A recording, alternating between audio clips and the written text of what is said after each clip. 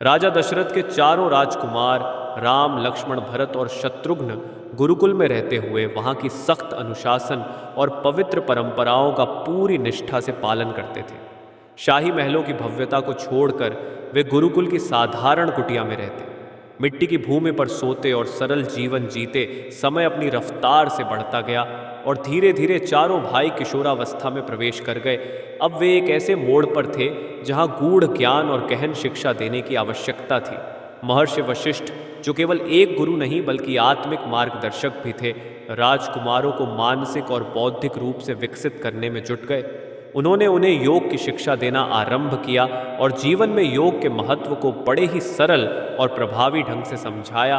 वशिष्ठ ने कहा, योग केवल शरीर का साधन नहीं, आत्मा की यात्रा है।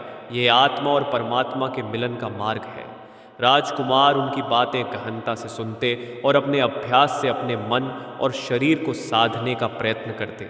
एक दिन जब महर्षि वशिष्ठ ने जीवन, कर्म और मृत्यु के गूढ़ रहस्यों पर प्रवचन दिया तो भरत और लक्ष्मण के मन में कई प्रश्न उठ खड़े हुए। भरत ने विनम्रता पूर्वक पूछा, गुरुदेव, जीवन और मृत्यु के बीच क्या संबंध है? क्या यह सब केवल प्रारब्ध है या मनुष्य की स्वतंत्र इच्छा भी मायने रखती है? लक्ष्मण ने भी उत्सुकता से कहा, गुरुदेव, पाप कर्मों के फल कैसे भोगने पड़ते हैं और क्या मृत्यु के बाद आत्मा का अस्तित्व बचा रहता है? महर्षि वशिष्ठ अपने शिष्यों के मुख से ऐसे गंभीर और विचारोत्तेजक प्रश्न सुनकर मुस्कुराए। वे समझ गए कि राजकुमार अब जीवन के गहन सत्य को जानने के लिए तैयार हैं।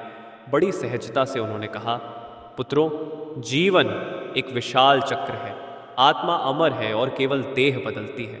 जिस प्रकार एक व्यक्ति पुराने वस्त्र छोड़कर नए वस्त्र धारण करता है, आत्मा भी शरीर बदलती है।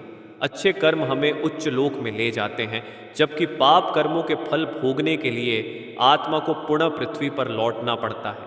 वशिष्ठ ने उदाहरण देकर यह भी समझाया कि मनुष्य का कर्म ही उसका भाग्य रचता है।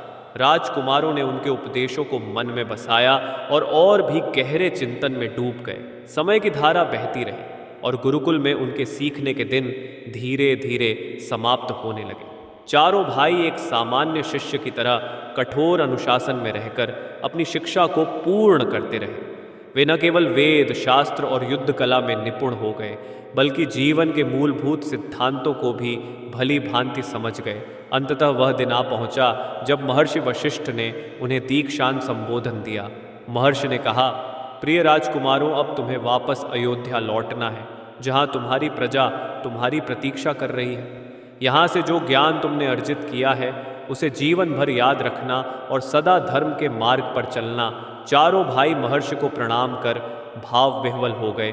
महर्षि वशिष्ठ स्वयं उन्हें लेकर अयोध्या की ओर चल पड़े। आश्रम की पवित्र भूमि को छोड़ते हुए उनके मन में एक नया उत्साह और जिम्मेदारी का भाव जाग उठा और इस यात्रा के साथ उनका जीवन एक नए अध्याय की ओर बढ़ चला।